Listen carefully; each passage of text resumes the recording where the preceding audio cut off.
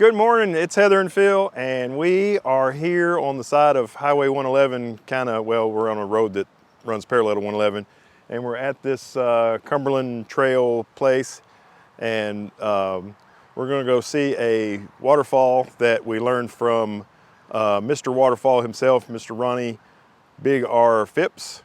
Posted a photograph of this falls, and it rained all night last night. It's just about 10 minutes after sunrise now, so we're thinking that thing should be flowing pretty good if we can find it, but it's supposed to be really close. So we're gonna go look for it now.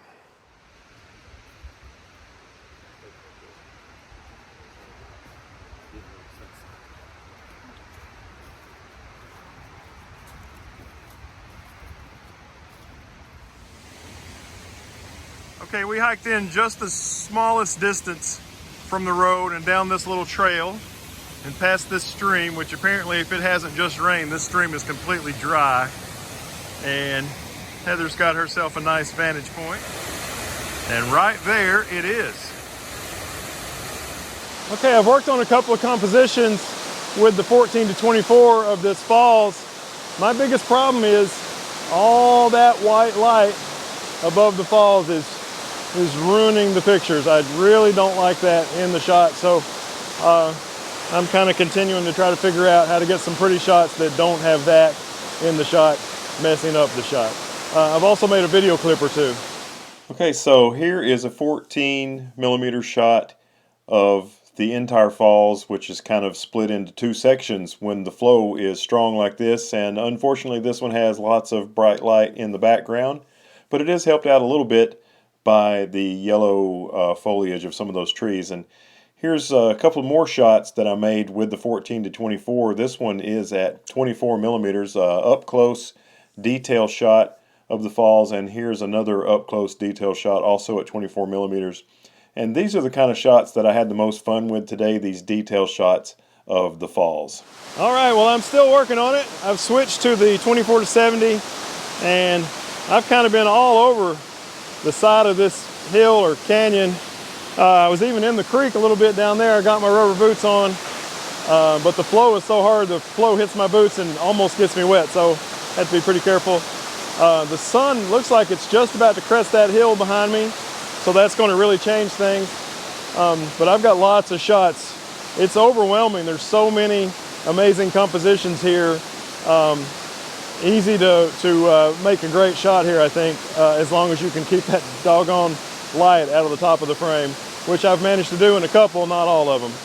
Okay, so now I have switched to the 24 to 70 and put the circular polarizer on, and this is a detail shot kind of the right hand side of the falls, and here's a more up close shot of that same section of the falls, probably my favorite section of the falls on the right hand side.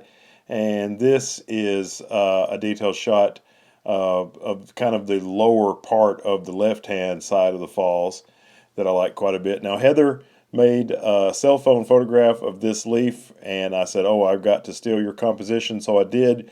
Unfortunately, on this shot and the next shot I did handheld, and I really think this would have been better if I'd put a little bit more time into this shot.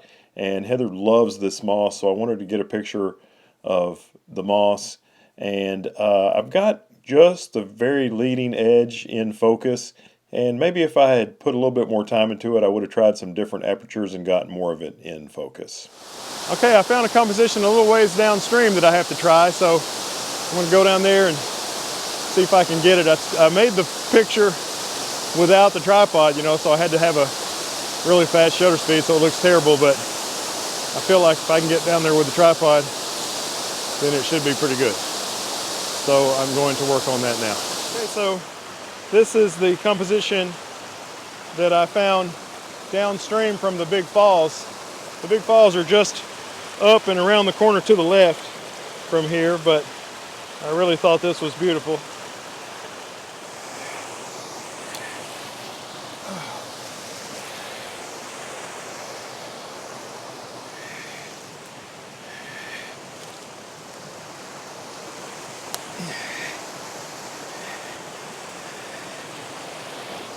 Well, there's a stick in my composition that's driving me crazy, so I'm going to see if I can figure out how to get it out of my composition.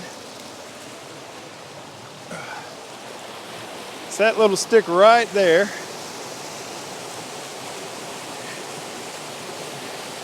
There we go. Now I can put this kind of back where it was. It's fine. All right. Now let's take that shot again.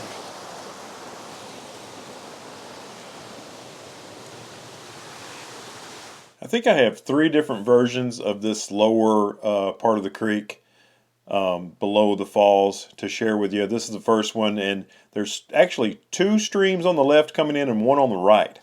So now I'm going to try the same shot as the one where I moved the stick, but from just a little higher perspective. I think I may go a little bit wider on this one too. Maybe something like that right there. Okay, so here is the wide version with the tripod a little bit higher than the last shot of the lower section of the creek right below the waterfall, and I like this one quite a bit, especially the light. Okay, I did the wide shot. Now I'm going to do one really tight. So the previous shot was at 34 millimeters and this one is at 50. The previous shot lent itself well to a 16:9 crop, and this one is not cropped at all. This is Heather's favorite version. Okay, so I have crossed the creek. I'm on the other side. I guess this is the creek. And the big falls is over there to the right. But this is a little spill that I couldn't see from the other side, and I think it's really pretty. So a lot like the previous 2 photos, I made 2 versions of this. This one is at 27 millimeters, so it's wider shot, and I cropped it to 16:9. And the next version is closer at 38 millimeters, and I didn't crop it at all. So it's kind of, I'm not sure which one I like the best. Maybe I like them both, that's why I shared them both. Okay, so there's the falls I just made a photograph of in a little video. And right up here are the 2 main falls. But there's way too many branches and things in the way of them from here, but I thought I'd show them to you. And right there's what I just worked on. Okay, so right now I'm standing in the creek on the right hand side looking up at the dual falls, and the sun's coming up right behind them, and I made a shot at a half a second to expose for the falls, and I'm going to see if I can kind of duplicate in video what I did. I also sped my shutter speed up a bunch to try to expose correctly for the sky. I'm at f/22, so I got a pretty good sun star.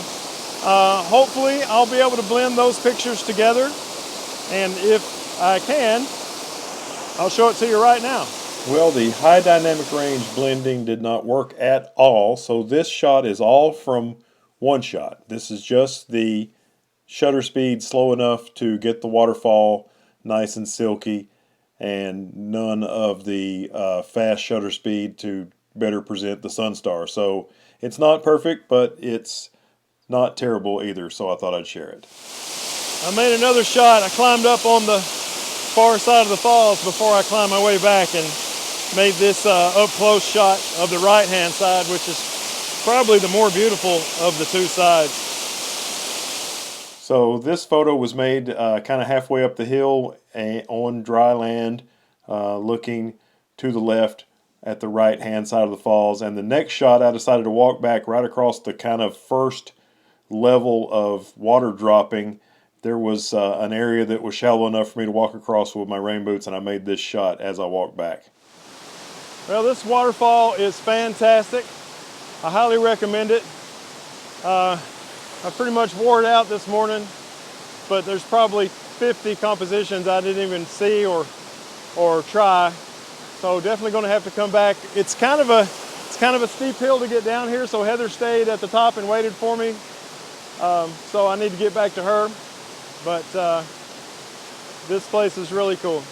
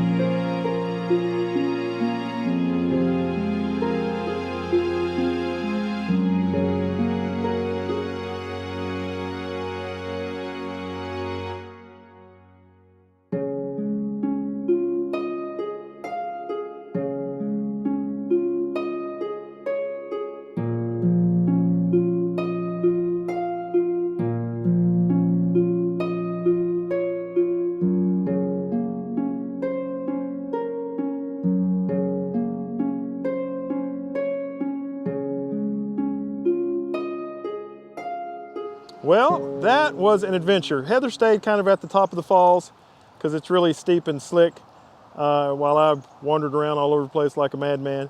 But we have climbed back out of there now, and hopefully there's some really interesting video and stills that you saw in this video. Hopefully you enjoyed it. We really appreciate you taking the time out of your day to watch it. And if you liked it, maybe give it the old thumbs up. And if you want to see some more, maybe subscribe. Have a great day, and we hope to see you in the next one. Bye-bye.